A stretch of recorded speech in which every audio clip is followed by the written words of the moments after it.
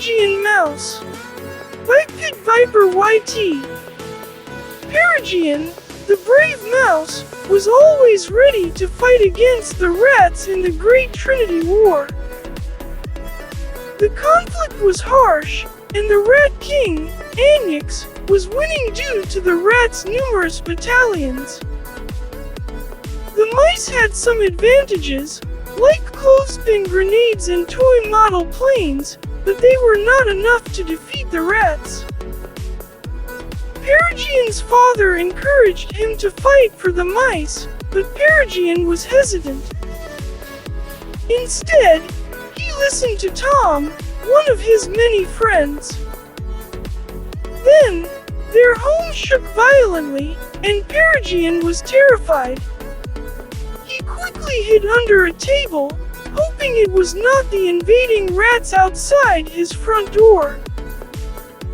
He had never imagined the extent of their intentions, but the evidence was clear. As Peregian was hiding under the table, he realized that the rats wanted to rule over the mice. And the evidence was clear.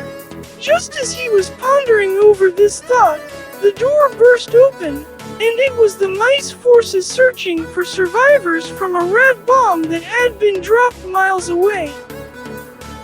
One of the mice suddenly exclaimed, "Alas, survivors! We found them, troops!" Without hesitation, they rushed to help care for Peregian's family and even provided them with rations to eat.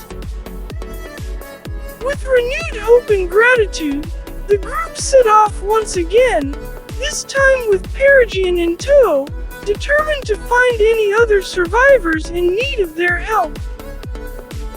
As they journeyed further away, the group of mice continued to search tirelessly for any other survivors. Without hesitation, they scoured the area, determined to find anyone in need of their help. And their efforts paid off. They discovered more survivors, all of whom they assisted with the same kindness and generosity that they had shown to Peregian's family. The group's unwavering commitment to helping those in need was truly inspiring. After the group returned to their base, Peregian was asked to grab his blade. Despite not knowing how to handle such a responsibility, he swung it around carelessly, resulting in him accidentally hitting another mouse and causing a gash on its side. After accidentally hitting another mouse with his blade, Peregian felt sorry and decided to make amends. He went to the care area and brought the injured mouse a "get well soon" card as a gesture of gratitude and apology. The injured mouse, whose name was Triple, had lost his family in the most recent rat bomb and was grateful for Peregian's kind gesture. The two mice soon became friends. The next day, chaos and destruction rained down upon the rats as the mice launched a fierce attack. Triple had fully healed from his injuries thanks to the care and treatment provided by the mice. The following days saw the rats launching a series of brutal attacks on the mice, terrorizing their villages and causing chaos. The mice were forced to take shelter and regroup in order to defend themselves and their communities against the relentless onslaught. Despite the overwhelming odds, the mice remained determined to fight back and protect their homes. After the Hayman Hill Battalion bombardment, the mice were struggling to fight for their lives. With each passing moment, more mice and rats were being killed, leaving the survivors feeling helpless and desperate. Despite all odds, the rats were retreating back down the hill, driven by pure revulsion. However, as Anyx was screaming in his high throne, urging his army to overthrow the mice and quit retreating. One brave mouse had had enough. Without hesitation, the General Mouse fired a shot at Anyx and shouted, "Shut up!" The audacious act stunned both the rats and the remaining mice. But it also gave them hope that they could still win the battle. The war was still raging on, with no end in sight. In the Deu Harpy field of Mouselind, France, a fierce dogfight was taking place. Peregrine was flying a Cessna 4408 fighter plane, trying his best to stay alive. Unfortunately, after only 4 minutes of intense combat, his plane was hit and began to spiral out of control towards the ground. The sound of metal crushing against metal echoed through the air as his plane crashed onto the vast, grassy field below, leaving a trail of destruction in its wake. Despite being bruised and cut up, Peregrine managed to escape his blazing plane and walked over 10 miles to reach the trenches where he joined the ground troops in the fight. His bravery and determination to continue fighting even after a close brush with death were truly remarkable. In the Battle of Deu Harpy Field, the mice managed to defeat the rats and emerge victorious. Their bravery and determination in the face of adversity were truly inspiring, and their victory was a testament to the power of perseverance and teamwork. Now 4 weeks later came the start of a long, cold winter. Chapter 2. Miserable winters ahead. The winter was brutal, and the battles were catastrophic. With pneumonia looming around the corner, soldiers fought through the cold and harsh conditions, determined to protect their countries and loved ones. Amidst the harsh winter, nobody was happy with the snow. Additionally, the base's treatment of the mice and rats that inhabited the area was poor.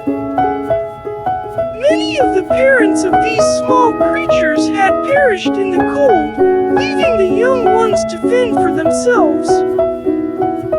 Meanwhile, Peregrine found himself in the trenches, relatively unharmed despite the harsh conditions. Until a grenade hit the floor right at his feet and boom. He lay there desperate on the ground in pain with broken ribs and a leg. Meanwhile, Triple tried to save another soldier named Baldwin Rugby, who was shot. After the entire battle was done, Triple went to see Peregrine in the care center and he was being healed. But then the doctor came in, asking to see Peregrine alone. He said, "Peregrine, you have pneumonia," and Triple heard it all. Peregrine was okay, so he went back into the battles. Him along with Triple and Baldwin were all in a plane when all of a sudden it started swaying up and down and then it suddenly crashed and there were only 3 of them left, including Peregrine. Triple and someone else named Buoy de Pendre, who was a famous chef and was traveling across England on his eggplant omelette tour. So after they all went to the bus stop in Mouselind, England, they got on the bus, which then hit into a raid attack tank which was owned by the rats. After the 3 crashed things, Peregrine had nearly escaped death 4 times. By then the rats had nearly won the Battle of Antwido, Mouselind, England. 3 days after the Battle of Antwido in Mouselind, England, Peregrine found General Baldwin and informed him that the rat battalions had emerged victorious. To this, the general responded, We mustn't fight back because we will lose. These words dashed the hopes of the mice who had been fighting alongside the general. And they lost all hope of winning the battle. After General Baldwin's discouraging words, Peregrine stepped forward and said, "We cannot just sit here losing, we must fight back. We must." His words filled the hearts and eyes of all the mice with hope and inspiration, shining as bright as a star. With renewed determination, they set out to plan their next move, determined to turn the tide of the battle. In the following days, the tide of the battle turned in favor of the mice, and it proved to be a harsh time for the rats. The mice fought with renewed vigor and determination, inspired by Peregrine's words and fueled by the hope that shone in their hearts. The rats were taken by surprise, and their losses mounted as the mice continued to push forward. Victory seemed within reach, and the mice were determined to achieve it. After the successful attack on the rats, the mice treasonary troops regrouped into smaller units and launched surprise attacks on the rats from behind, resulting in their retreat. 5 days later, the third largest battle occurred in Danvers Cove, Boomtown, Mousterland, Finland. Peregrine took part in the dogfight, successfully staying in the air and causing significant damage with bombs. The mice had spies within the rats' troops, including Adrian the rat, who was particularly skilled at spying due to his nature. The battle at Danvers Cove was terrible, with 576 casualties and no end in sight.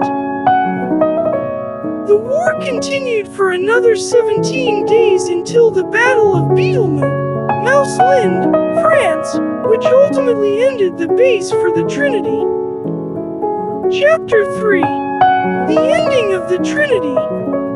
The War of Trinity was ongoing and it seemed like it would continue for another month. However, Peregrine felt the need to visit his family, so he did just that. He first visited his grandfather, who encouraged him to keep fighting for freedom. Then he saw his father, who expressed his desire for Peregrine to emerge victorious.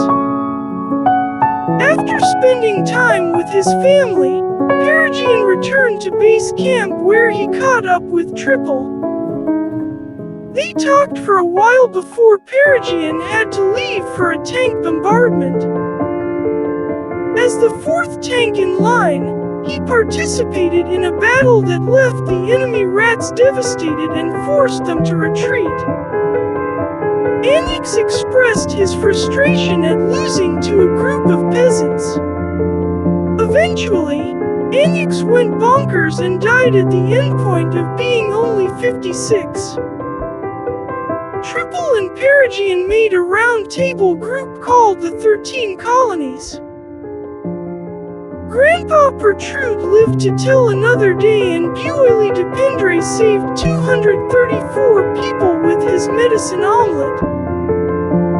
General Baldwin Rugby became a colonel, and the rats learned how to live in harmony with the mice.